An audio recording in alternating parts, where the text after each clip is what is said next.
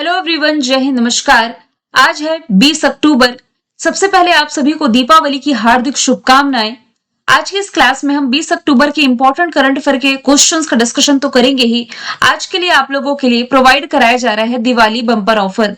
दीपावली की इस पावन अवसर पर आप लोगों के लिए जो मंथली ई बुक है जिसका प्राइस 30 रुपीज था, सिर्फ आज के लिए ये 20% ऑफ में मिल रही है। मतलब कि ये लगभग आप लोगों को 24 रुपए में ई बुक मिल जाती है। कहां से मिलेगी?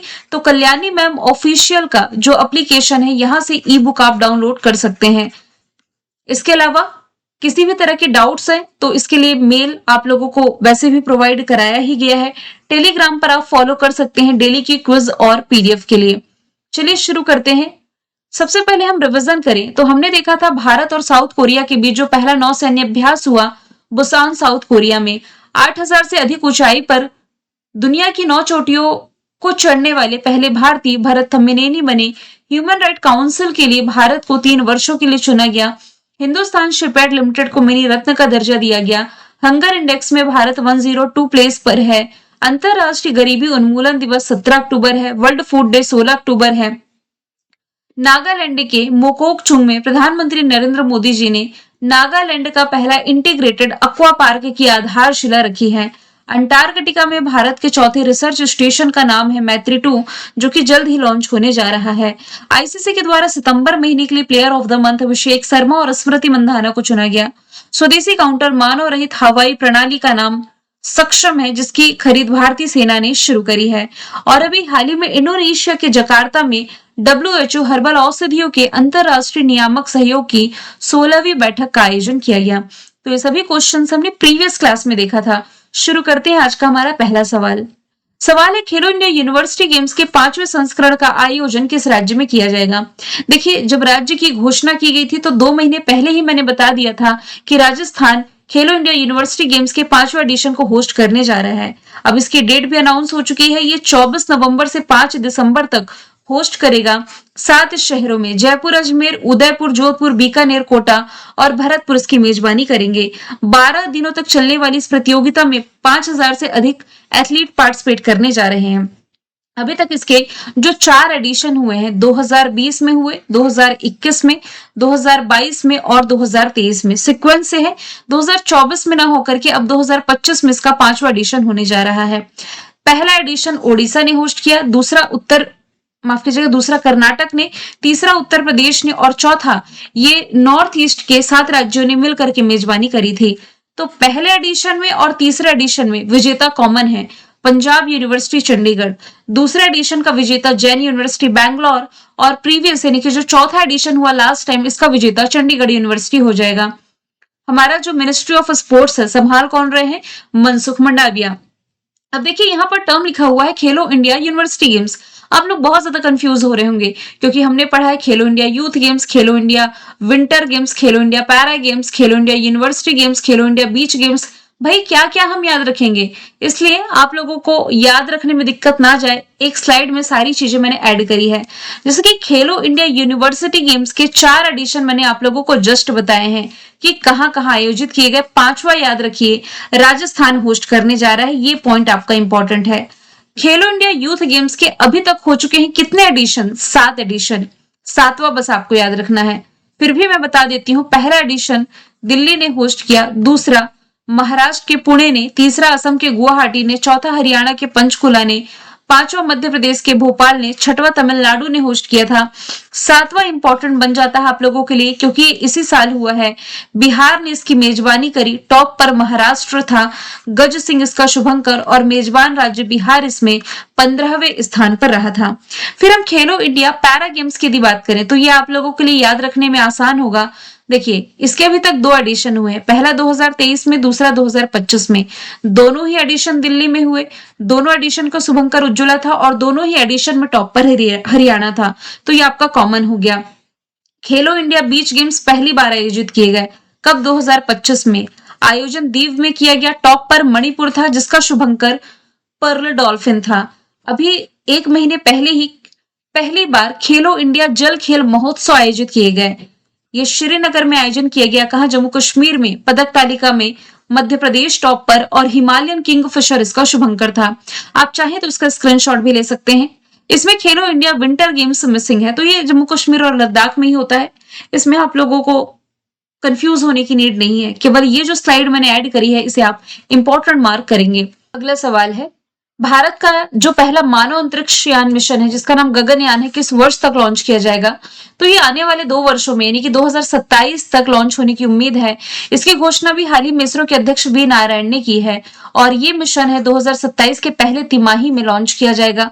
मानव रहित मिशन इसके पहले इस साल के अंत में यानी कि 2025 के लास्ट में मानव रोबोट जिसका नाम है व्योम मित्र, एक तरह का ह्यूमनॉइड रोबोट है, इसके साथ एक मानव रहित मिशन G1 लॉन्च किया जाना है। यहां से यदि बात की जाए इसरो की, formation year 1969, Bangalore Karnataka headquarter है, अध्यक्ष वी नारायण है। 29 जनवरी को श्रीहरिकोटा आंध्र प्रदेश से इसने अपना 100वां मिशन लॉन्च किया। 101वां मिशन इसका अर्थ ऑब्जर्वेशन सैटेलाइट 09 था जो कि असफल हुआ। स्पेडेक्स मिशन का सफल प्रक्षेपण इसरो ने PSLV 60 के माध्यम से किया। इसरो का पहला एनालॉग अंतरिक्ष मिशन लेह लद्दाख में लॉन्च किया गया और ये अमेरिकी स्पेस एजेंसी नासा के साथ मिलकर के प्रोजेक्ट निसार पर वर्क कर रही है। निसार की फुल फॉर्म बनती है NASA ISRO synthetic aperture radar. Other option की बात की जाए तो देखिए, भारत का जो मलेरिया मुक्ति का लक्ष्य है ये है 2030 तक का। इसरो का खुद का स्पेस स्टेशन बनाने का जो लक्ष्य है ये 2035 तक का है और इंसानों को चंद्रमा पर भेजने का लक्ष्य ये 2040 तक का हो जाएगा। सवाल तीसरा है, इंटरनेशनल फुटबॉल में सबसे ज्यादा असिस्ट गोल मेकर कौन बन गए हैं? आंसर इसका लियोनल मेसी हो जाएगा जो कि अर्जेंटीना के मशहूर फुटबॉलर हैं। अब देखिए, पुरुष अंतरराष्ट्रीय फुटबॉल में सबसे अधिक असिस्ट देने वाले खिलाड़ियों की वर्तमान स्थितियों पर यदि हम नजर डालें तो सबसे ज्यादा जो असिस्ट दिए हैं ये तो लियोनल मेसी ही हैं, 60, अर्जेंटीना से बिलोंग करते हैं। दूसरे नंबर पर ब्राजील के नेमार जूनियर है। तीसरे स्थान पर अमेरिका के लिंडर डोनोवल है 58 असिस्ट के साथ। फिर इसमें हंगरी के फेरिंग पुस्कास है 53 और केरिंग डी ब्रूने जो कि बेल्जियम से इसमें 5वें स्थान पर हो जाएंगे। क्रिस्टियानो रोनाल्डो पुर्तगाल के स्टार फुटबॉलर हैं और लैंडन डोनोवल का भी हमने डिस्कशन किया, अमेरिका से बिलोंग करते हैं। नेमार ये कहां से हो जाएंगे? ब्राजील से हो जाएंगे। आप ये भी याद रखिए, अंतरराष्ट्रीय स्तर पर फुटबॉल को रेगुलेट करने वाली जो बॉडी है इसका नाम फीफा है, federation international the football association. 1909 इसका फॉर्मेशन ईयर है। ज्यूरिख स्विट्जरलैंड हेडक्वार्टर और गियानी इन्फैनेटो इसके अध्यक्ष हो जाएंगे। फीफा का जो मेंस वर्ल्ड कप है 2026 में होना है और वुमेन्स वर्ल्ड कप 2027 में होना है। 2027 वाला women's world cup Brazil host करेगा, जबकि पुरुषों वाला जो मेंस वर्ल्ड कप है, फीफा मेंस वर्ल्ड कप, ये 3 कंट्री मिलकर होस्ट करने जा रही है, USA, मैक्सिको और कनाडा। अंतरराष्ट्रीय प्रकृति संरक्षण संघ यानी कि IUCN के प्रजाति तो अस्तित्व आयोग का पहला एशियाई अध्यक्ष के रूप में विवेक मेनन की नियुक्ति कर दी गई है। ये IUCN के SSC के पहले एशियाई अध्यक्ष नियुक्त कर दिए गए हैं और ये एक भारतीय वन्य जीव संरक्षणवादी है। IUCN में SSC के पद पर चुने गए हैं और इस पद पर पहुंचने वाले पहले एशियाई हैं, इसलिए क्वेश्चन मैंने ऐड किया है। IUCN इसका फॉर्मेशन ईयर हो जाएगा 5 अक्टूबर 1948, 1948। ग्लैंड स्विट्जरलैंड में हेडक्वार्टर है, ये इंपॉर्टेंट मार्क करें। ब्रूनो ओब्रेले इसके हेड हो जाएंगे। यहां से यदि मैं अदर ऑप्शन की बात करूं, जो इंद्रमणि पांडे है ये बिम्स्टेक के महासचिव बनने वाले पहले एशियाई हो जाएंगे। बिम्स्टेक यानी कि bay of Bengal for initiative multi sectoral technical and economic corporation. Ajay Banga world bank के अध्यक्ष हैं। वर्ल्ड बैंक के अध्यक्ष बनने वाले पहले भारतीय। IUCN के द्वारा अवार्ड पाने वाली पहली भारतीय सोनाली घोष हो जाएंगी। सवाल 5वां है, क्रिकेट के सभी फॉर्मेट में, अब सभी फॉर्मेट होते कौन कौन से हैं? T20 होता है, ODI होता है और टेस्ट होता है। तो क्रिकेट के सभी फॉर्मेट में 50 अंतरराष्ट्रीय मैच खेलने वाले पहले भारतीय तेज गेंदबाज पूछा जा रहा है कौन बने हैं? तो इसका आंसर हो जाएगा जसप्रीत बुमराह। इन्होंने उपलब्धि 10 अक्टूबर 2025 को दिल्ली में वेस्ट इंडीज के खिलाफ दूसरे टेस्ट मैच में हासिल करी, जो कि उनके करियर का 50वां टेस्ट मैच था। R अश्विन जो है ये ऑस्ट्रेलिया का बिग बैश लीग में शामिल होने वाले पहले भारतीय बने। अभी हाल ही में टाइम मैगजीन के द्वारा टाइम 100 नेक्स्ट लिस्ट जारी की गई, इसमें शामिल पहले या एकमात्र भारतीय क्रिकेटर यशस्वी जायसवाल बने। मोहम्मद सिराज को तेलंगाना गवर्नमेंट के द्वारा DSP का पद दिया गया है। हाल ही में केदारनाथ रोपवे प्रोजेक्ट का जो टेंडर है ये किस कंपनी को प्राप्त हुआ है? आंसर इसका हो जाएगा Adani group. Option number B right answer है। आप लोगों ने सुना होगा कि सोनप्रयाग से जो केदारनाथ की यात्रा है, इसमें जो लगने वाला समय है ये कम होने जा रहा है। अभी अक्टूबर के ही महीने में मैंने विजिट किया है। देखिए सोनप्रयाग जो है, सोनप्रयाग से पैदल यात्रा शुरू होती है। सोनप्रयाग से लेकर के ऊपर चढ़ाई है केदारनाथ तक की। ये पूरा ट्रैक है 16 से 17 किलोमीटर तक का, है ना। तो लोग पैदल चढ़ते हैं, श्रद्धा है अपनी अपनी, घोड़े या खच्चर का इसमें इस्तेमाल करते हैं। और फिर हालांकि इसके लिए ना हेलीकॉप्टर का भी सहारा लेते हैं, लेकिन वो थोड़ा सा एक्सपेंसिव पड़ जाता है। यदि घोड़े का आप सहारा लेते हैं तो इसमें 3,000 के आसपास आप लोगों को पर पर्सन बैठता है। यदि आप पिट्ठी का सहारा लेते हैं तो 8-10 हजार समथिंग ये किराया। भाई हमने पैदल यात्रा करी है तो उतना आइडिया नहीं है, लेकिन हाँ घोड़े खच्चर वाले कह रहे थे कि हम 3,000 रुपए पर पर्सन का लेते हैं। तो अब ये जो पूरी यात्रा होती है करने में, ये लग जाते हैं कम से कम 10 से 12 घंटे। यहाँ पर हालांकि लिखा हुआ है कि इससे यात्रियों को यात्रा का समय जो 9 घंटे लगता था सोनप्रयाग से केदारनाथ जाने में, ये मात्र 36 मिनट, आधे घंटे के आसपास लगेगा। लेकिन देखिए मौसम के ऊपर भी डिपेंड करता है, जैसे कि हमें चढ़ाई करने में पूरे पूरे 11 घंटे का समय लग गया था, है ना। तो सीधे सीधे कहने का मतलब ये है कि गवर्नमेंट एक प्रोजेक्ट लेकर के आई है कि आने वाले 4 से 5 सालों में ये सोनप्रयाग से केदारनाथ के बीच एक रोपवे का निर्माण कर रही है। ये जो रोपवे होगा ये 12.9 किलोमीटर का होगा, लगभग 13 किलोमीटर का, जिससे कि सोनप्रयाग से केदारनाथ जाने में जो 10 से 12 घंटे का समय लगता था, ये आधे घंटे का, लगभग आधे घंटे का रह जाएगा। हालांकि जो घोड़े और खच्चर से जाते हैं उन्हें लगभग लगभग ये 4 से 5 घंटे का समय लगता है। तो इसी टेंडर का या इसी प्रोजेक्ट का जो प्रभार है ये अब मिल चुका है किसे, अडानी ग्रुप को। ये आपको याद रखना है। रिलायंस इंडस्ट्रीज लिमिटेड जो है ये जामनगर जो गुजरात में है, यहाँ दुनिया का सबसे बड़ा डेटा सेंटर बना रही है।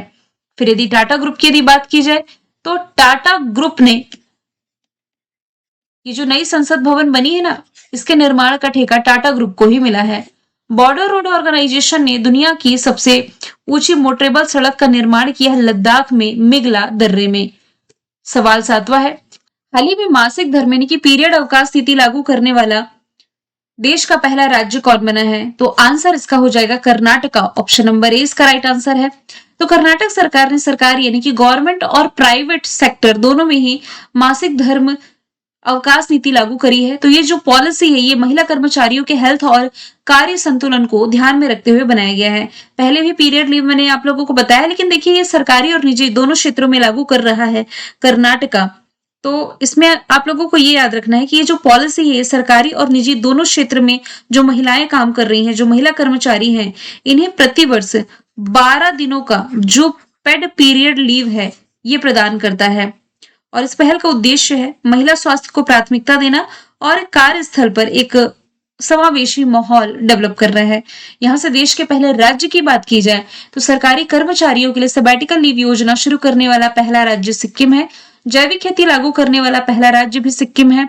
एआई पावर्ड आंगनबाड़ी महाराष्ट्र में जहाजों के लिए समर्पित नीति पेश करने वाला राज्य महाराष्ट्र है। गाय को राजमाता की उपाधि देने वाला राज्य महाराष्ट्र और पहली एआई यूनिवर्सिटी भारत की महाराष्ट्र में बनेगी। भारत की पहली खनन टूरिज्म परियोजना झारखंड में, पहला हॉर्नबिल संरक्षण केंद्र तमिलनाडु में, क्रूज भारत मिशन में शामिल पहला भारतीय राज्य गुजरात है। पहला लकड़ी का गुरुद्वारा, विधानसभा में सांकेतिक भाषा लागू करने वाला और अंतरराष्ट्रीय सीमा पर ड्रोन रोधी प्रणाली तैनात करने वाला राज्य पंजाब है। भारत का पहला तितली अभ्यारण्य, खुद का ओटीटी प्लेटफॉर्म लॉन्च करने वाला राज्य और पहला पूर्ण डिजिटल साक्षर राज्य केरल। इसके अलावा वरिष्ठ नागरिक आयोग स्थापित करने वाला भी पहला राज्य केरल है।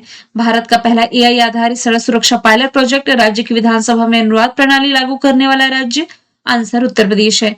मृत्यु का अधिकार लागू करने वाला पहला राज्य कर्नाटका, गौअभ्यारण्य स्थापित करने वाला पहला राज्य मध्य प्रदेश, ड्रोन पॉलिसी लागू करने वाला पहला राज्य हिमाचल, यूसीसी लागू करने वाला पहला राज्य उत्तराखंड और अनुसूचित जाति के आरक्षण में वर्गीकरण लागू करने वाला पहला राज्य तेलंगाना है।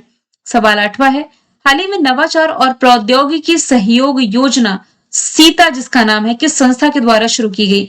तो अभी हाल ही में यूआईडीआई के सहयोग से शुरू की गई है। यहाँ पर सीता की फुल फॉर्म क्या बनती है? सीता यानी कि scheme for innovation and tech associated with Aadhaar. अब यहाँ पर यूआईडीएआई के साथ ही समझौता है। यूआईडीआई यानी कि भारतीय विशिष्ट पहचान प्राधिकरण, unique identification authority of India, इसे आप कह सकते हैं। यूपीएससी यानी कि यूनियन पब्लिक सर्विस कमीशन, संघ लोक सेवा आयोग की यदि मैं बात करूं तो इसके जो अध्यक्ष हैं ये अजय कुमार है, रिसेंटली बने हैं। प्रतिभा सेतु पोर्टल, इसके अलावा इंटरव्यू किससे, ये दोनों ही यूपीएससी ने लॉन्च किए हैं। डीआरडीओ के अध्यक्ष समीर कामत है, जिनका कार्यकाल 1 साल के लिए एक्सटेंड किया गया। रिसेंट के एग्जाम में एनसीईआरटी के हेड का नाम पूछा गया था, तो ये दिनेश प्रसाद सकलानी हो जाएंगे। सवाल 9वां है, हाल ही में रक्षा मंत्री राजनाथ सिंह जी ने भारत के पहले तेजस लाइट कॉम्बैक्ट एयरक्राफ्ट यानी कि LCA MQ-1A का अनावरण कहाँ किया है? इसका अनावरण इनके द्वारा रिसेंटली महाराष्ट्र के नासिक में किया गया है और इसका जो निर्माण है हिंदुस्तान एरोनॉटिक्स लिमिटेड के द्वारा निर्मित है। HAL का जो हेडक्वार्टर है बैंगलोर कर्नाटक में आपको रिलेट कर लेना है। नासिक गोदावरी नदी के किनारे बसी हुई है। अहमदाबाद की यदि बात की जाए तो अहमदाबाद में दुनिया का सबसे बड़ा क्रिकेट स्टेडियम है जिसका नाम नरेंद्र मोदी स्टेडियम है। पहला अंडर वाटर मेट्रो कोलकाता में चलाई गई। पहली डायबिटीज बायो बैंक, इसकी स्थापना चेन्नई में की गई है। सवाल नंबर 10वां है, हाल ही में सेम जलीय कृषि मॉडल को फूड एंड एग्रीकल्चर ऑर्गेनाइजेशन से मान्यता मिली है, किस स्थान से संबंधित है? तो ये सुंदरबन से संबंधित है। यहाँ पर सेम की फुल फॉर्म बनती है सस्टेनेबल एक्वाकल्चर इन मैंग्रोव इकोसिस्टम। अब देखिए, ये पश्चिम बंगाल के सुंदरबन में एक समुदाय आधारित पहल है जिसका जो पर्पस है ना, ये मैंग्रोव संरक्षण और जलीय कृषि आधारित आजीविका के बीच एक तरह का बैलेंस स्थापित कर रहे हैं। यहाँ पर जो टर्म लिखा हुआ है फूड एंड एग्रीकल्चर ऑर्गेनाइजेशन, 16 अक्टूबर 1945 इसका फॉर्मेशन ईयर है। इटली के रोम में हेडक्वार्टर हो जाएगा। हाल ही में हिनरिच IMD सतत व्यापार सूचकांक रिलीज किया गया 2025 का, जिसमें कि भारत को रखा गया है 23वें स्थान पर। सस्टेनेबल ट्रेड इंडेक्स है ये, जिसमें कि 33.2 के स्कोर के साथ भारत इसमें 23वें स्थान पर है। टॉप पर इसमें यूके रहा है। यहां से इंडेक्स रैंकिंग की बात की जाए तो हंगर इंडेक्स रिसेंटली जो रिलीज किया गया, भारत 102 पर है। हेनले पासपोर्ट इंडेक्स में इंडिया 85, टॉप पर सिंगापुर। मैं सिर्फ इंडिया की रैंकिंग पढ़ रही हूँ, टॉप की कंट्री ब्रैकेट में मेंशन है। वैश्विक डिजिटल नोमैड रिपोर्ट में इंडिया 38 है। ग्लोबल इनोवेशन इंडेक्स में टॉप पर 38 है, यानी कि टॉप पर स्विट्जरलैंड, इंडिया 38 है। ग्लोबल लाइफ वर्क बैलेंस में इंडिया 42 है। वर्ल्ड कॉम्पिटिटिवनेस रैंकिंग में 41 है। न्यूयॉर्क के सेफ्टी इंडेक्स में भारत का शहर मैंगलोर टॉप पर है। जेंडर गैप रिपोर्ट में इंडिया 131 है। पीस इंडेक्स में 115 है। सस्टेनेबल डेवलपमेंट गोल इंडेक्स में 99 है। एनर्जी ट्रांजिशन इंडेक्स में 71 है। जलवायु परिवर्तन प्रदर्शन सूचकांक में 10वें नंबर पर है। हैप्पीनेस इंडेक्स में 118 है। टेररिज्म इंडेक्स में 14 है। प्रेस फ्रीडम इंडेक्स में 151 है और करप्शन इंडेक्स में 96 पर है भारत। सवाल 12वां है, हाल ही में hyundai इंडिया का पहला भारतीय MD और CEO किसे नियुक्त किया गया? तो अभी हाल ही में जो तरुण गर्ग हैं, ये hyundai इंडिया के पहले भारतीय MD और CEO के रूप में नियुक्त कर दिए गए हैं। हमने देखा था कि फिक्की के जो अध्यक्ष बने हैं अनंत गोयंका बने हैं। नोबेल पीस प्राइज 2025 का मिलने जा रहा मारिया मचाडो को। शेरी सिंह जो है ये मिसेस यूनिवर्स चुनी जाने वाली पहली भारतीय बन गई हैं। मैंने कल आपसे पूछा था अफगानिस्तान और पाकिस्तान के बीच सीमा विवाद किस ब्रिटिश रेखा को लेकर के जहां खूनी संघर्ष देखने को मिला, तो डूरन लाइन इसका आंसर था। आज का सवाल है, भारत और रशिया के बीच जो इंदिरा सैन्य अभ्यास है ये कहां आयोजित किया गया? आंसर इसका जो भी आप कमेंट बॉक्स में बताइए। मिलेंगे नेक्स्ट वीडियो में। Thank you so much.